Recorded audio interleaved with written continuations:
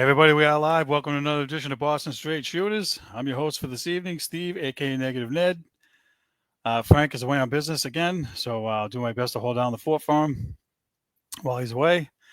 This is the show where we talk about the Patriots, the Bruins, the Celtics, and the Red Sox. Get you all caught up to speed over the goings on of the last week, and we have a lot to talk about. So I'm going to do my best to try and do this and post a link at the same time so you guys can join the show. We're going to start with the Patriots, who finished their training camp and their preseason with a pretty ugly loss to the New York Giants, 42-10. It was basically the scrubs against the scrubs. So, nothing going on as far as the starters and whatnot. So, there's no surprises, I guess, really. So I just want to say that, while they were on in the first half, whatever, early on, the offense looked awful. They looked out of sync. They looked disjointed. The quarterback Ben Woolridge started out 1 of 7. He was awful. And on defense, they got carved up by rookie Jackson Dart. One of the earliest plays of the game. He threw a 50-yard bomb. And then he ran for a 23-yard gain and got concussed, so he had to leave the game. And I knew it was bad when Jameis Winston came in on the first drive and went down, gave him a touchdown, gave him a 14-0 lead. The Patriots did make it 14-10 at the half, and then Tommy DeVito came in and carved up the Patriots in the third quarter. I saw the opening drive. He went down, drove him for a touchdown. It's 21-10. I was like, screw this. I'm going to bed. They're getting killed. Wake up the next morning. Tommy DeVito, 17 of 20, 198 yards, 3 touchdowns. One of those, why can't we get guys like this type of deals, right? And ironically, as the waiver wire cuts went through, the Patriots actually ended up getting him, and I'll get to that in a minute. So, ugly game. I'm sure it looked like a 180 from the first couple games. They just looked, out of whack, out of sync. It didn't look like last year. But again, you got to take it with a grain of salt. It's just the scrubs. It's all the bottom feeder guys trying to figure out who's going to make the roster and who's not. So that's the end of that. They finished the preseason 2-1. And their opening game is, I believe, the 7th against the Raiders. So they have another week to go. Another week to go plus to get prepared for that. And with that being said, Tuesday was the final cut down day for all the teams to get down to their 53-man rosters. And so there was a few surprise cuts for the Patriots, in my opinion. Well, at least one notable one that I did not see coming, and that was Kendrick Bourne. He actually asked to be released. He was hurt most of the camp, most of the preseason. Didn't really see a lot of him, and maybe he just doesn't fit into their plans. And you had some guys that, you had some guys like Efton Chisholm who walked on as an undrafted free agent that really showed a lot of promise. And, that's my guy. I said he was going to make the team, and I'm glad he did. I would have been pissed off if he didn't. I don't think they would have been able to slip him through the practice squad. That would have been a mistake if they tried to do that. So they had a bunch of cuts. DeMontre Jacobs, he got cut. He ended up getting picked up by, I forget who it was, Cleveland maybe. Kendrick Bourne, Cole Strange, who I have said a couple times on here that I thought he was going to get cut, and it finally happened. he ended up signing with Cleveland, and he's on their practice squad right now. I just felt that the way that they were trying to utilize him as one of the backup centers, and he was mostly with the second and third units. I didn't see a spot here for him, considering he was drafted as a left guard, and they didn't try to utilize him that way. So that was pretty easy cut. Again, Kendrick Bourne and Javon Baker. I thought that he might have had a shot to make the team as a special teams guy, but they cut him. And, he just, listen, when he first got drafted, he had to go and come down. Sorry, I got the team mascots over here jumping on my stuff. Come on out of the way, you. The guy that, made the comment, I make people in wheelchairs stand up when he couldn't even make people in walkers take 2 steps forward. So, good riddance to him. Good luck to him wherever he goes.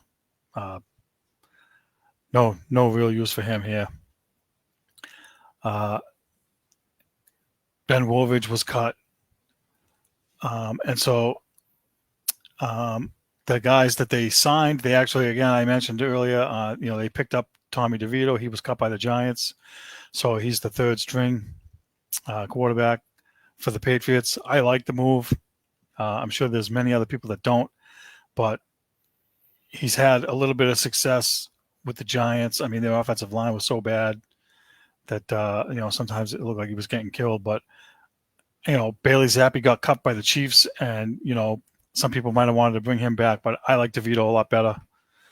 And again, we've mentioned before, we didn't really want to see Joe Milton get traded because he would have been a real good, possible second string or third string backup, but he's on Dallas now, so that's not an option anymore. But I like the move of Tommy DeVito, and they actually got another guy, if I can find it here, Charles Woods. He's a cornerback.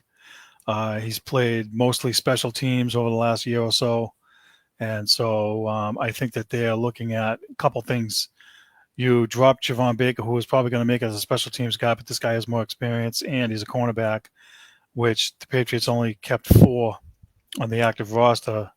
And you have Gonzalez, who's nursing a hamstring injury and hasn't seen much action. And I think they're nursing him to be ready for week 1. So I like those 2 moves. I think that's pretty smart of them to get those guys. I am disappointed that, again, no offensive line help. We still have Vidarian Lowe and Caden Wallace here. I would have preferred that they weren't. And, try to get somebody on that. And, I'm sure as the season goes along, if they're still struggling with if they're still struggling, it's going to be like, hey, we got to get somebody. So that's pretty much it. There's the kicker battle. Lots of talk on sports radio about the kickers. The guy that they drafted, Andre Borregales, it's debatable whether he won the job or was given the job because he was a draft pick over Parker Romo, who was actually better physically, made more kicks in the games. So, I mean, look, the NFL stands for not for long for a reason. If this kid doesn't work out, I have no qualms about them cutting him and getting another guy. That's just the way it works. Hopefully he pans out, and we'll see what happens there. But, the roster is, I'm not going to say it's 100% set yet because over the next week, anything can happen. Some guys can get hurt and you have to pick up some other guys or whatever. Or, like I said, offensive line, maybe you can improve there. But, it's game on. Frank, I still have 8-9 wins, just so you know, for the record. I know you're at like 11 or 12. I don't expect you to move from that. But I'm not moving from mine yet because there's too many unknowns, and it's too early to give them the benefit of doubt to get more wins than 8 or 9. That's my thought, and I think that most people around here, as long as they get 8-9 wins and they're on the playoff hunt, if they either are on the cusp of making the wild card or they actually make it, I think would be there'd be some happy campers around here. That's kind of where I am. Some people want to be like, well, they should get 10, 11 wins, and anything else than that's a complete disappointment. Well, then your expectations are too high, and you need to dial it back a bit. As mentioned on here with Frank, over the last couple of years, especially when Gerard Mayo took over, is when you build the house, you start with the foundation. But a lot of people want to put the roof and the chimney on first. That's not the way it works. So they can see the final product. That's fantasy land, So I'm going to stick to my guns here, and hopefully they'll prove me wrong. I mean, it's not going to be the first time I've been wrong on here, as you all know. So let's get ready for some football. It's coming. So that's it. That's it on the Patriots for right now. I'm not gonna dive into anything any deeper than that. There's really not a lot to say. So we're gonna move on now and change gears, and we're gonna talk about the Red Sox.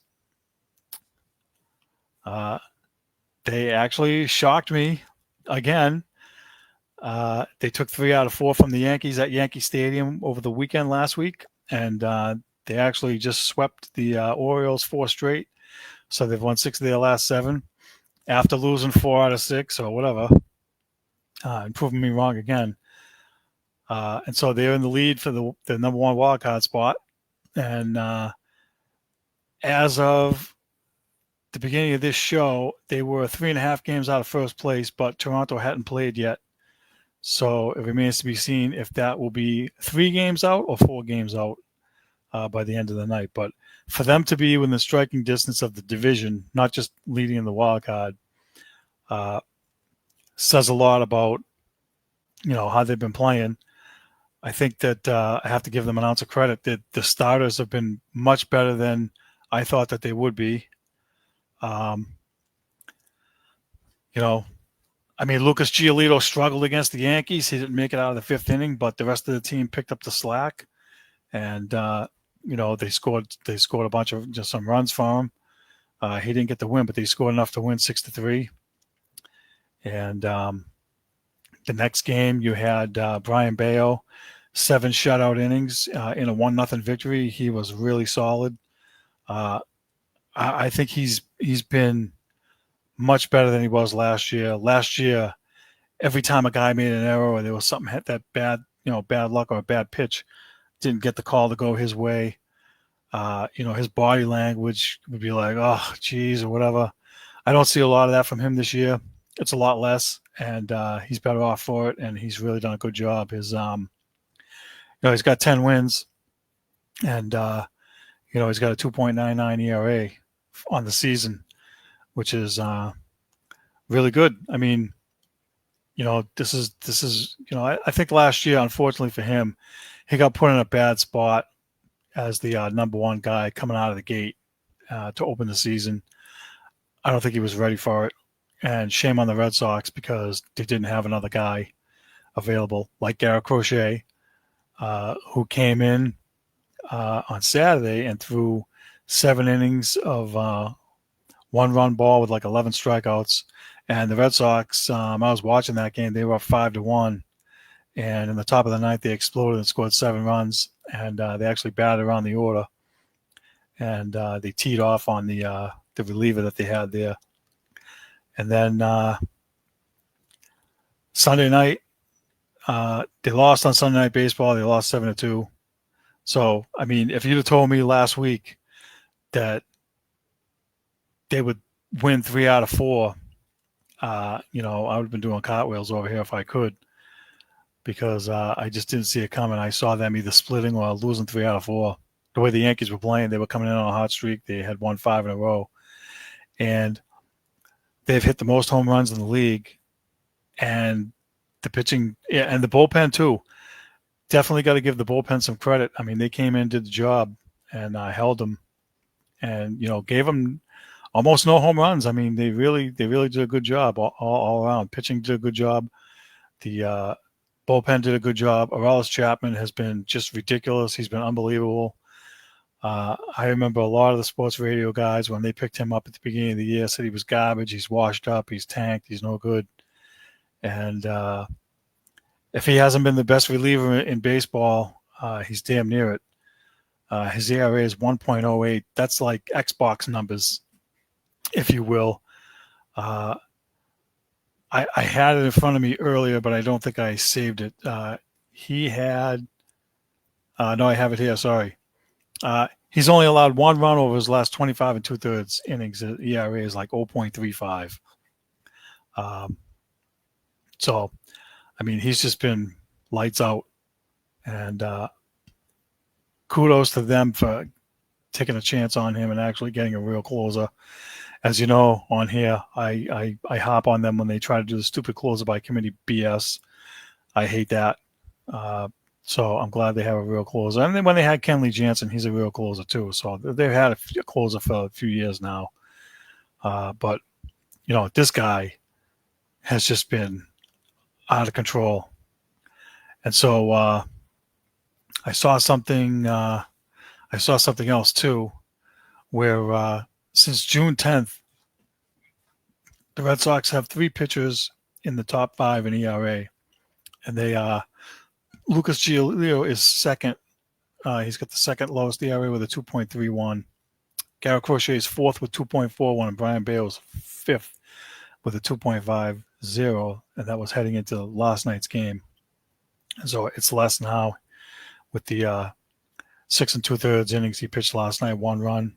He was victimized, unfortunately, by a blunder between Duran and Rafaela. There was a fly ball hit out there, and the two of them, they had a miscommunication as to who was going to get the ball. The ball dropped, caused a run to score, so he didn't get the win, unfortunately.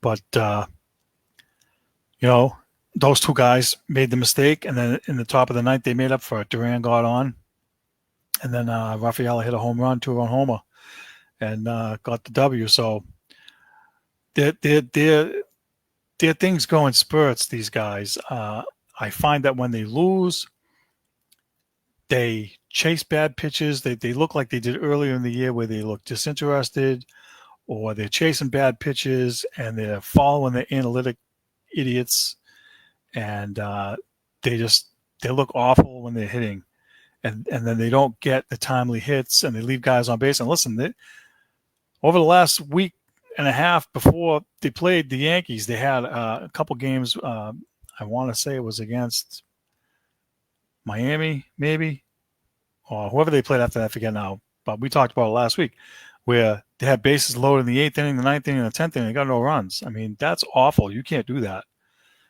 And then you have games like the ones they've been playing over this recent week, where they get the timely hitting, they're getting the doubles, they're knocking guys, they're moving runners along, they're playing some small ball, and it's working out for them. So, listen, they need to do more of that. And hopefully they can keep it rolling. So, my prediction for them to have 88 wins at the beginning of the year, right now they're on pace for 90. And I think Frank had them at like 92. So, like, they're right in the middle of both of them. They have 27 games left. And, ever since Roman Anthony's been in the lineup, they're playing like 616 percentage baseball. They're like, I don't know what it is, but they got a bunch of wins, and their record. And actually, I go back since Rafael Devers trade, they have the 3rd best record in baseball. They are 15, 16. They're 16 or 17 games over 500 since the Rafael Devers trade. And the Giants have the worst record, and they are like 15 games under 500. So I don't know if that's attributed to, bad clubhouse guy, etc. But there's definitely something different about these guys right now. And, I got to give them credit. I got to give them credit for what they're doing. And I give Alex Cora credit and the coaching staff credit, because if you recall a while back when they were struggling, they want to say they were under 500. Alex Cora called out the coaches. We have to coach better. We have to do better. And so I think all these guys collectively have done a good job. And as Frank and I have mentioned on here, a bajillion times, Alex Cora is a damn good manager. He, you got to give them pieces to work with. At least they have a few pieces. The guy they picked up last week, the first baseman, Nathaniel Lowe's been tearing the cover off the ball. I think he's hitting like 346 or some ridiculous nonsense. He's been coming up with some clutch hits, some doubles, RBIs, home run here or there. And again, Gold Glove first baseman, which is an immediate improvement for the defense. Getting rid of Abraham Toro, that's huge. So he's been a good fit, luckily, and hopefully he can keep it going. But they're trucking along. I mean, and I'll say this too, going back to the starters. I mean, if you have, and you have Crochet, Giolito, and Bayo, and they're pitching the way they are, there's not many teams that have 40 starters. And I didn't think Giolito was going to be anything early in the year. He didn't look like he was going to amount to anything, but he's really stepped up and done a good job. When's the last game he pitched? I think it was the Orioles, 5-0 win. 8 innings pitched, no runs, 8 strikeouts. Huge. And that's what they need, especially against teams they should beat. Baltimore is a team that's in last place, and you should beat them. And again, I didn't expect them to sweep them, but that's exactly what you got to do after losing 2 out of 3 to them last week. I think they did. So, you're in a spot right now where you have to take advantage of the bad teams. They have Pittsburgh coming in, starting tomorrow night over the weekend, and then starting Monday they have Cleveland, and Cleveland is like right on the outside of the wild card. I think they're 4th. So if they're like a half a game or a game out of a wild card spot, they've been streaky too, hot on and off. So listen, they have to take advantage of the other teams being bad. And I think that this August, actually, look, at the deadline, disappointing that they didn't get Joe Ryan from Minnesota. They got Dustin May. He's been like Jekyll and Hyde. He's got like one bad outing, one good outing, one bad outing, one good outing. I think that's what he's going to be. I think he pitched against the Yankees, didn't fare too well. I think he pitched 4 innings, got 5 runs. So against better teams, he's probably not going to be that good. But against teams like Pittsburgh, Cleveland, whatever, he should be better. And I just look at him as like the equivalent of Nick Pivetta, only younger. And without the semantics about pissing him on about the pitch clock and all that other crap. So, I mean, hopefully they can get something out of him to help him out. And I mean, look, at least they got somebody, I guess, and they got a guy that's an actual major league guy. I don't. I know I call a lot of these guys Ocean State job lot bums. I don't think I'd categorize him quite that way. He is not quadruple A level guy. He's a starter. He's a legit major league starter. He just needs, hopefully the pitching coaches can straighten him out so that he can be a major contributor. He's got to be. I don't know. He's another guy though. They got to get 5 innings at least. And every time these guys between him and like Walker Buehler don't go at least 5 innings, you're taxing the bullpen. So, I'd like to see a little bit more out of him. 5+ innings per start would be nice. Trevor Story, if you want to talk about a comeback guy, Trevor Story, I think he hit a home run again today. I think he's got 21 or 22 home runs now. He's got over 80 RBI. He's got a decent shot at getting 100. And, his defense has been solid all year. Again, he doesn't have the range like, Derek Jeter or whatever, but he's been solid last year. If you remember when he was out, shortstop was a train wreck. the whole infield was kind of a train wreck. And so having him there has really stabilized that position. And his bat has been much better than it's been over the last few years, especially with him being hurt. He's done a good job. And I didn't realize that he has an opportunity to opt out after this year to become a free agent and try to get more money. That's up to him. Somebody wants to throw $30 million a year at him for another 5 years or 6 years. I mean, he's stupid not to take it. But if I was the Red Sox, I definitely wouldn't do that. He's under contract for another year or two. I think he's making $27 million. So maybe he'll stay. But I don't think they'd be heartbroken if he left because, Marcelo Maya is supposed to be the next guy up. And he was playing second base. So, I'm getting ahead a little bit, and I'm going to retract from that. We'll talk about next year, but I like what Trevor Story has done, I guess is what I'm saying. And this is the guy that we thought we were getting for the most part when they signed him a few years ago. And it's nice to see now that at least 3/4 of the infield looks like a legit infield. And, my old dumpster dive buddy, Ocean State dumpster dive guy, David Hamilton's back at second base. I think he's been a little bit better this time around since he's been called up, but he still makes stupid mistakes. He got thrown out at first a game or two ago. He still has some of those I don't like. He still boots a ball here and there. And again, the errors that he's made luckily have not hurt them, but I want to see that position solidified somehow. And he's definitely not the answer, in my opinion. He's a stopgap guy. And,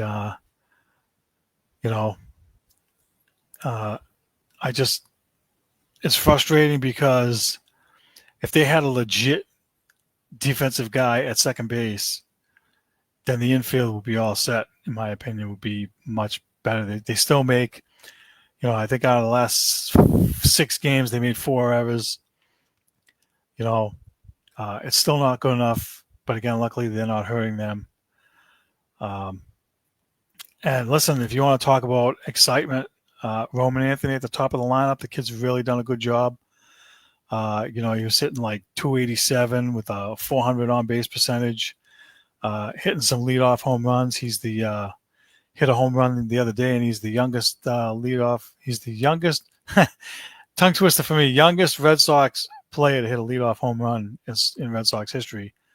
And then he hit another one after that. So, it's been really good to see him. He's got good plate discipline. He's a breath of fresh air for me to see a guy. And listen, he strikes out a lot, but I think it's because, as a rookie, he's still got to learn the pitches he's facing, and he'll get that, and hopefully he'll be better next year. But, having a legit guy at the top that knows the strike zone and can get on base and, make things happen. He's been really good. And like I said, their record with him in the lineup is like 15 to 16 wins better than it was before he got here. So,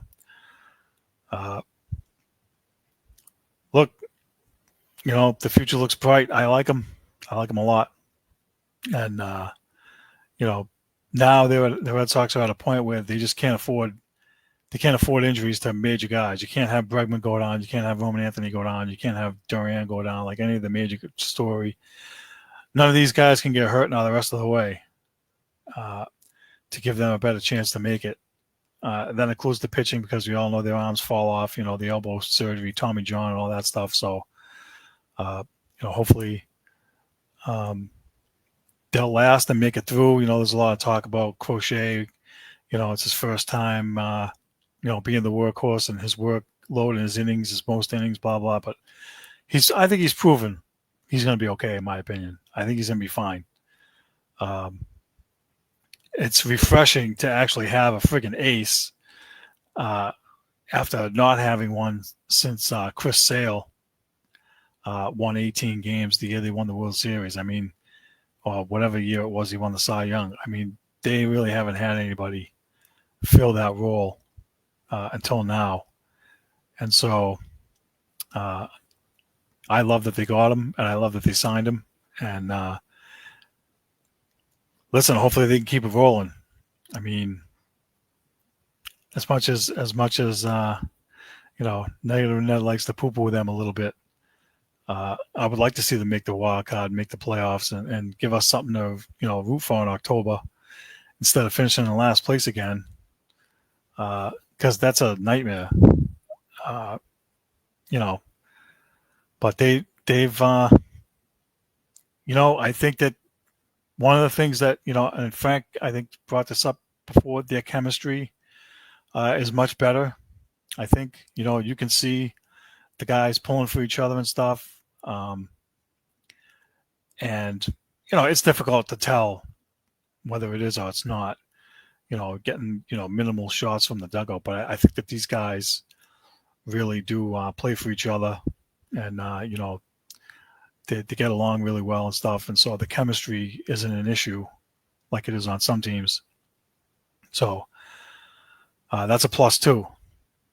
So listen, I gotta give them credit. I gotta give them an ounce of credit for what they're doing. I mean, they're making it interesting, and we've been looking forward to this for a while now, and that does not mean though that I'm going to give Breslow any credit for this. The credit still goes to Cora because, listen, the guys are working out for the most part, but the guys that I hear are still not, the talent that we wanted at the deadline and so forth. So, listen, I think Alex Cora deserves more credit. And, I heard something mentioned on sports radio today is that if they make the wild card and they finish with, let's say they finish with 90 plus wins, considering where they started and where they're going to finish, if they finish number one in the wild card, or even if they win the division or whatever, does Alex Cora deserve some consideration for manager of the year? And I would have to say, yeah, because again, you're asking this guy to make filet mignon with chicken salad. Right. And so, we know that he's a good manager already, and you got to give him more talent and he'll be, even better. But I think that for what he's gotten and what the coaching staff and all these guys have gotten out of what they have, I think they've really done a good job. And so kudos to them, deservedly so. So, I'm cautiously optimistic. Oh, excuse me. Dry throat. I'm cautiously optimistic that they're going to make the playoffs. They would need to, revert back to earlier in the year when the errors were really bad and the strikeouts were really high. There are some games where they still strike out double digits. I find that those games are mostly against the other team's ace guys. And then they kind of whack around the other teams like, third, fourth, and fifth guys. So they got to stay away from the strikeouts, and they got to do a better job of, hitting in the clutch. The things I talked about earlier that they seem to have a habit of, like when they lose, it's bad, and they leave a boatload of guys on base, or when it's good, and you can see the difference. I don't know what the issue is.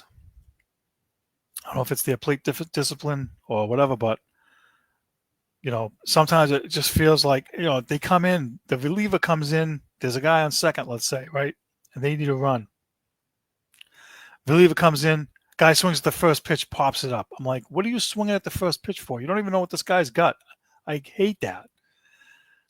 Especially when the relievers come in and it's their first batter. Stop swinging at the first pitch. Especially with guys on base. I mean, I guess if there's no guys on base and you want to try to hit a home run, and you want to swing at the first pitch if it's good, fine. But when there's guys on base, stop doing that.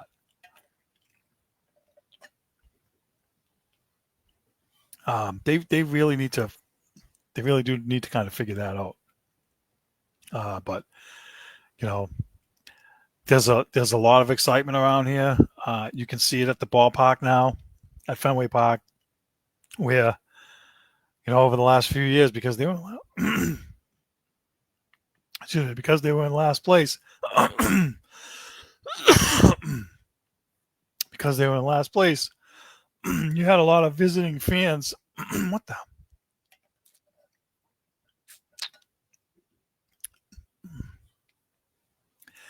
You had a lot of visiting fans filling up the ballpark, which is a bad look for ownership.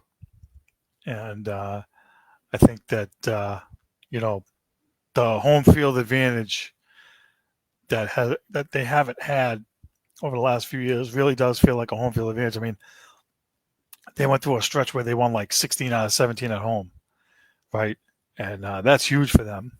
And they need that to be continued. They need to continue to have that success at home, and try to get the first wild card game here.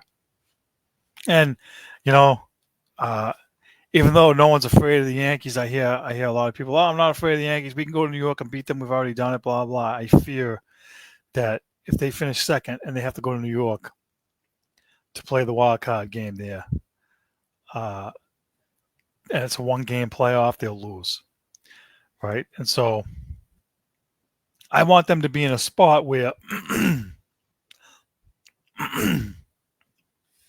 excuse me. I want them to be in a spot where they have the playoff spot locked up and they don't have to use Crochet over the course of the last weekend so that he could be the starter for the wild card game. Hopefully they'll be in that spot where they can rest him, and hopefully really you would want to line up Crochet, Giolito, and Bayo, so that if they won the wild card game, then the next game you'd have Giolito and Bayo lined up to go. That's the way you would like it to work. And so I don't know if that'll happen, but I was listening to some things and saw that they played Toronto the last series of the season, and so it would be a lot of fun, and it would be nice if they were actually playing for the division the last weekend, even though it's in Toronto, and even though Toronto has owned the Red Sox, not just this year, but over the last bunch of years, just to be in that position to have a shot to win the division would be exciting. It would be fun, and something we haven't seen here for a while. And actually, probably since 2021, right? That's the last time they made the playoffs. And so, listen, if they can get in, I mean, they already beat Houston. They can beat them. They can beat the Yankees. They already proved that. I think they could beat Seattle, right? And who's left? You got Toronto and Detroit. So, and actually they beat Detroit earlier when they played 2 out of 3, I think. So the only roadblock is Toronto. I mean, I think that they have a legit shot to maybe make some noise, but they got to avoid errors and they got to not leave men on base the way that they do in order for it to work, and they got to have health. And they are getting some health. They're getting guys back from injured reserve. Rob Snyder came back. Justin Slayton, who's a key cog in the bullpen, came back the other day. So that's huge for them.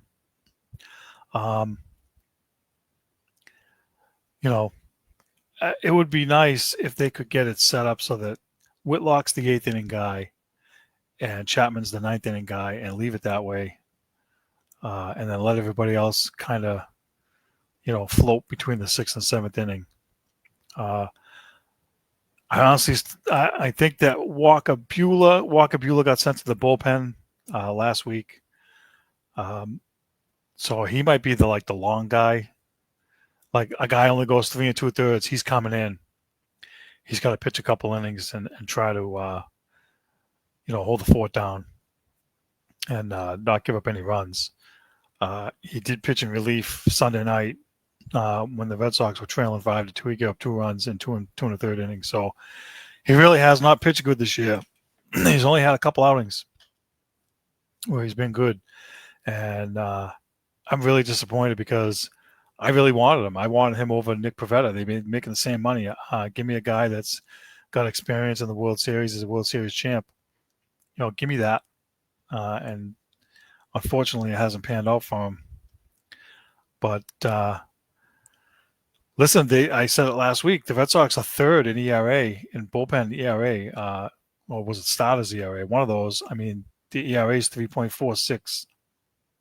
I think it's the bullpen is third. And overall, their team ERA is fifth. So the pitching has made a big difference. And I know that there's been some clunkers here and there. Every team has those. You can't avoid that. But listen, got to give them some credit.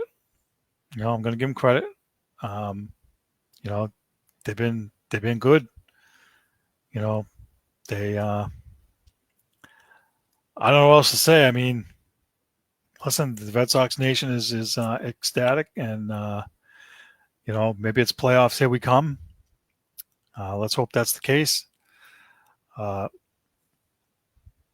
have to win these next 2 series. They have to keep winning series. They have to keep at least taking 2 out of 3. They can't afford to. They can't particularly afford to lose to bad teams. They can't lose 2 out of 3 to Pittsburgh. Pittsburgh, I think, is in last place in their division. You can't lose to teams like that. That's not going to work. So, and ironically, their best pitcher's pitching tomorrow, Paul Skeens. So, I don't hold out hope for them winning tomorrow night, especially after I just heard, too, right before the show, that Peyton Tolley, who is, getting a lot of buzz down in Worcester, is slated to make his first major league start tomorrow night. And you're going against the other team's ace. I don't like that matchup, but I mean, let's see what the kid's got. He's not.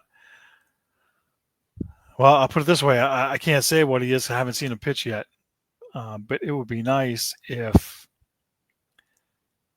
he emerged as the number 5 guy in place of Walker Buehler, because one of the last games they had no starter. They had to use Brendan Bernardino as the opener, which means he pitched 1 inning, and then they went to the bullpen, and then some other guy came in and pitched 2 innings, and then another guy came in after that and pitched like an inning or 2. And so the bullpen gets taxed and gets burned. I don't know who tried to – I think Tampa Bay tried to start this opener nonsense where, your starting pitcher only pitches 1 or 2 innings, and then you start bringing the bullpen guys in. I hate that.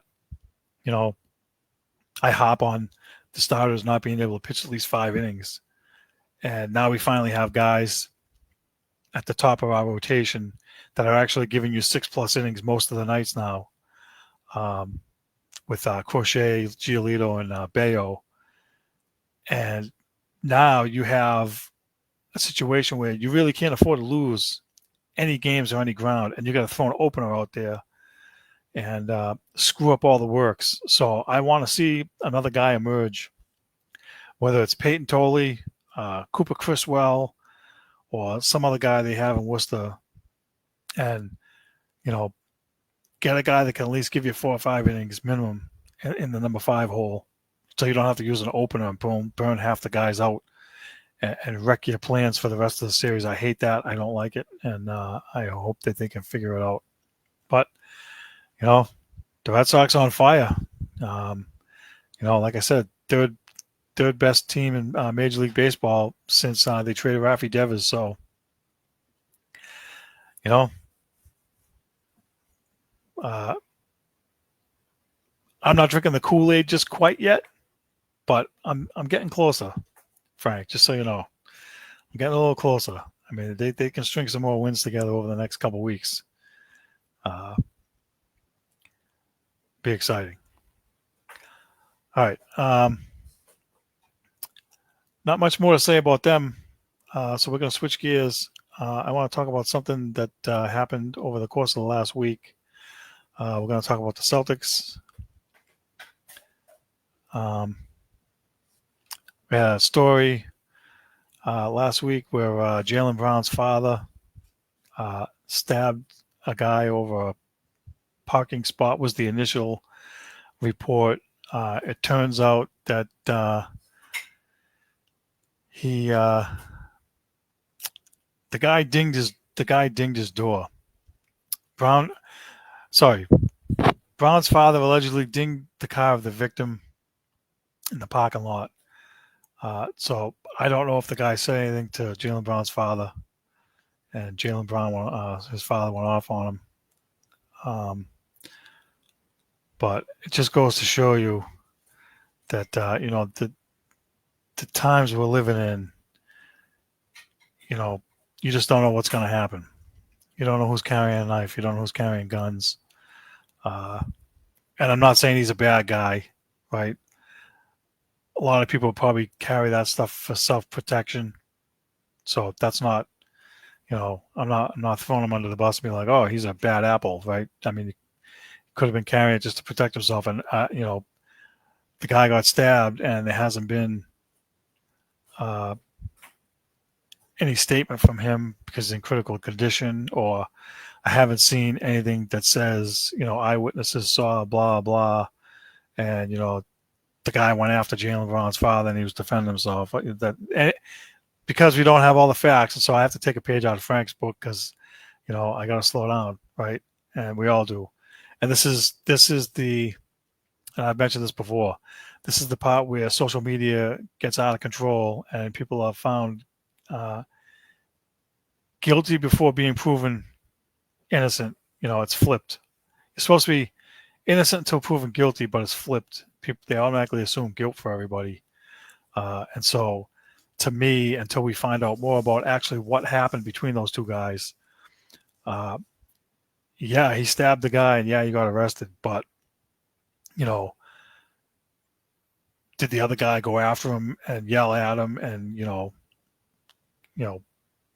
start the whole thing, so to speak? And until we get those facts and get everything, it's really hard to rush to judgment. And again, high profile, athletes, Jaylen Brown, right? All-star. And, you look across the league, earlier in the NBA, there was another incident where I want to say Tyrese Halliburton's father went after Giannis. Not even going to try and pronounce his last name because I'll butcher the hell out of it, the guy from Milwaukee. And so, some of this stuff is hopefully preventable in the future, right? But,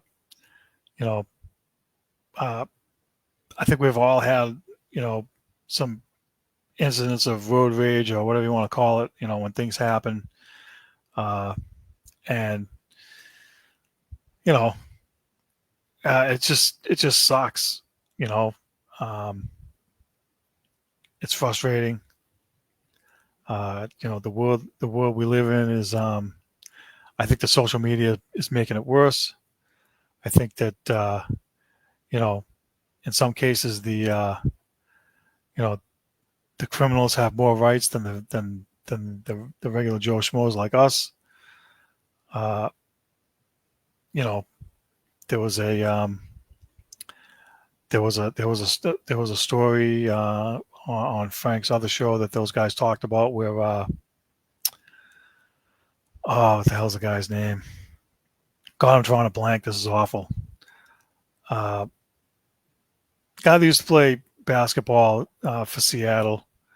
His car was getting stolen, and he chased the guys, and they fired at him, and he fired back at them, right? And I don't think anybody got hit, but he got charged. He got charged a bunch of charges, and he has to wear like an ankle monitor for 30 days and stay in his house. And he's got to do like a year of probation or whatever for firing his gun in public. When, to me, he's the victim. He shouldn't have got anything. They stole his car. Where are they? Did they catch those guys? I mean, this is where I say it's flipped. Now, I think that probably, if it was me or you, maybe our sentence wouldn't have been as light. Maybe we would be in jail longer, right? But because he's an athlete, he got off with an ankle monitor for 30 days. But still, to me, he's the victim. He wasn't the aggressor. They stole his car and they fired at him. If he fires back, to me, it's self-defense. So maybe this is a case, I guess what I'm getting at with Jaylen Brown's father is maybe, he dinged the guy's door. Maybe it was an accident. The guy got pissed off. And, Jaylen Brown's father was defending himself. And now, all the news is just, repeatedly stabbing the guy. But who knows what the circumstances were, why that happened. So I just want to make mention that, we need to take a step back and get all the facts first before we rush to judgment on things. And so Frank is absolutely right, and I should know better. In my field of work, one of the things that we talk about is getting facts and data before making decisions. So I just wanted to point that out, that, it's news around here to an extent because of Jaylen Brown, but, it's not right for anybody to rush to judgment on, what he did or what kind of, should he be in jail and all this other stuff. I mean, we need more. We need more. It's just like the same. I'm kind of going on a tangent here, so please forgive me. But this is kind of like when the people take videos of some kind of altercation, right? And you see somebody getting beat up or stabbed or whatever. And I feel like the whole thing isn't being caught. Only the bad part is being caught, right? Where the people are getting like really beat up or whatever. Well, what happened before that? What was the discussion? What provoked this incident to happen? And then you see the little bit that you see, and then social media runs wild. And I mean, I can't even watch them anymore. I really don't pay attention to a lot of them. I see some of them, but I mean, I don't even want to give a judgment on them because I feel like I'm not getting the whole picture. So I guess that's kind of what I'm getting at. We need the whole picture, and we need to get all the facts, and hopefully it doesn't have any impact on Jaylen Brown. It's not a distraction for him. He's got a good head on his shoulders, so he's a smart guy, and I think he'll be okay. So I've probably talked about this more than I should have. So we're going to move on now. We're going to move on to the poll questions. The poll questions. Where's my thing here? Let's see. Okay. Jacoby Myers requested a trade from the Raiders. Should the Patriots try to trade for him? Yes, they need the help, 34%. No, he's old news, 66%. I get where people are coming from if they don't want him back. Excuse me. I was in the yes camp because he has familiarity with the offense.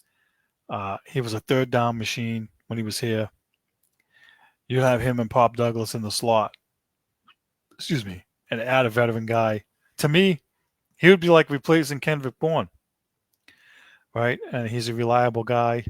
But I do see the flip side of not getting him because you'd have to trade for him, which means you'd have to give up like probably a 4th round pick. Nobody wants to give away draft capital. And he's 29. It's not like he's 26 or 27 coming in his prime. But, I mean, he's low dollars. He probably makes $10 million a year. That's not a lot. But then that means that another guy like maybe Kyle Williams or Efton Chisholm doesn't stick. And so I kind of want those guys here. So I don't know. I think it would have been nice if they tried to get him and see what happens, but not at the expense of some of those other guys. So moving along, let's see. With the Red Sox taking 2 of 3 from the Yankees, do you think they're now a lock to make the postseason? And this, yes, they've got what it takes, 0%. No, they'll find a way to screw it up 100%. I think that we're just conditioned here. The fellowship of the miserable. We don't trust them. We can't trust them until we actually see it with our eyes. We've been burned too many times, and so for as much as I want to believe that they're going to have a shot to make the postseason, we need to see more first. Okay, next question. Do you like the Patriots' addition of former New York Giants quarterback Tommy DeVito to the 53-man roster? We had yes 25%, no 75%. I was in the 25%. I said yes. I do like him over Ben Woolridge, Bailey Zappi, and I don't want Zappi fever coming back here with that nonsense. Get that crap out of here. And being Italian, Tommy Cutlets. I mean, that could be some fun. But like I said, he's had some success, so I see no harm in having him on the roster, and I think it's a pretty shrewd move considering what they had and where they were. Last poll question: how do you feel about Patriots wide receiver Kendrick Bourne being cut? It sucks. He could still help the team. 75%. It's fine. He was hurt anyway. 25%. I was in the first camp. It does suck. I think he could help the team. He's got familiarity with Josh McDaniels, and he's been a good Patriot. I think he's more talented than what they allow him to do. It's been frustrating to not see him be able to bring out the best of him like all the time.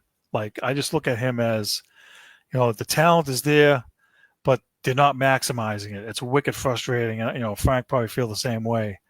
I feel like, especially when Patricia and Judge were here as the offensive coordinators, they put him in the doghouse. They really crapped all over him. I didn't like that. I feel like it's a little unfortunate that, we don't get to see what he can do with Josh McDaniels back and an actual legit QB. Drake May, I think he's an upgrade over Mac Jones. I think most people would agree with that. So I think that it's unfortunate that he got cut or asked to be released. It's one of those things where, if he goes to a team like Kansas City, we're going to be sitting there. Why can't we get guys like this, right? I can see it coming already. First game out, he'll get like 100 yards and a couple of touchdowns, and we'll be like, oh, my God, what the hell? But, that's the nature of the beast. Unfortunately, he wasn't healthy enough to show anything in the preseason, so it's too bad. All right, we're going to move along now to last week's predictions. Where are they? All right, so before I get to last week's predictions, I need to say something here. And I know we don't typically do this, right? But I do need to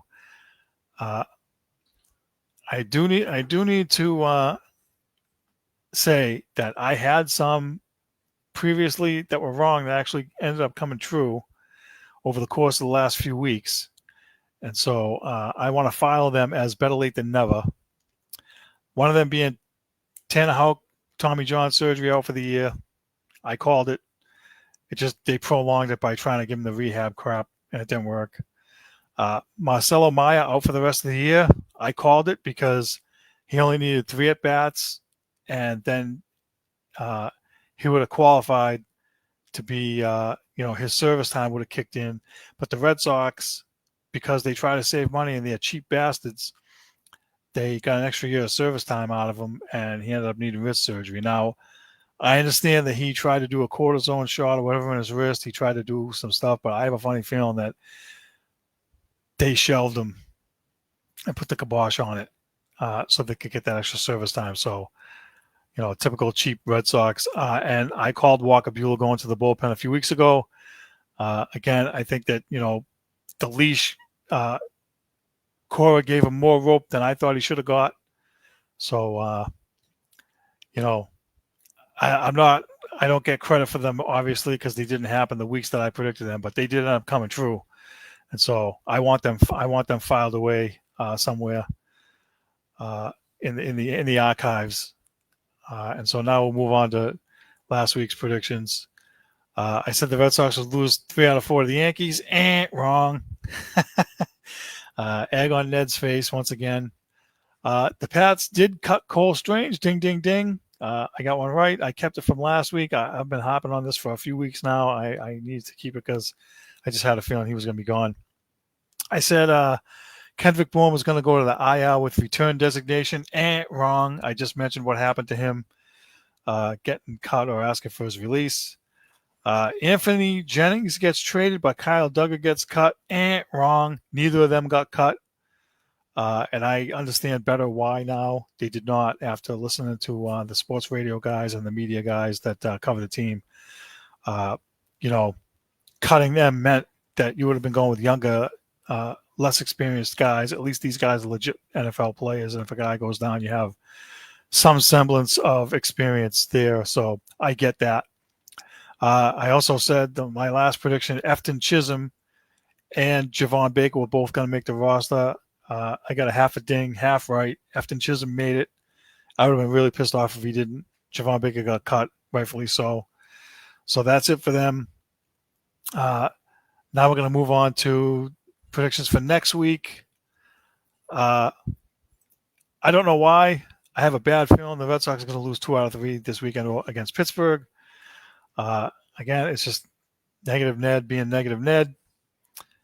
I don't know why. I just don't have a good feeling. And I think some of that has to do with who's starting these games.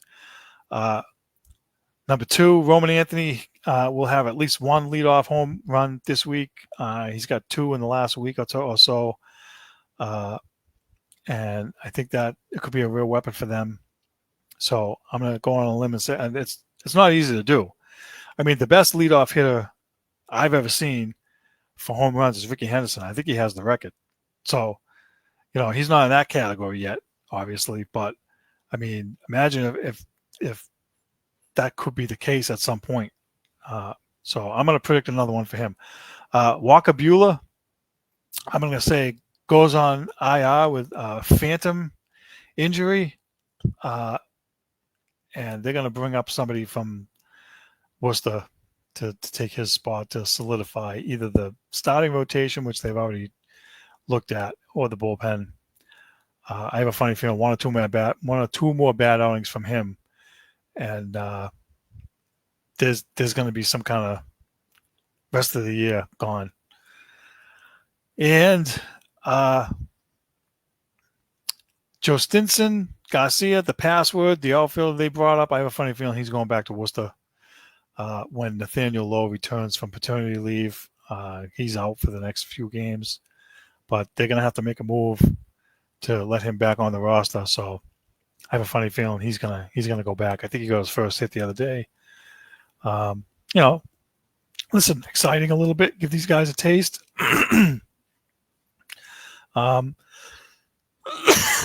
Excuse me.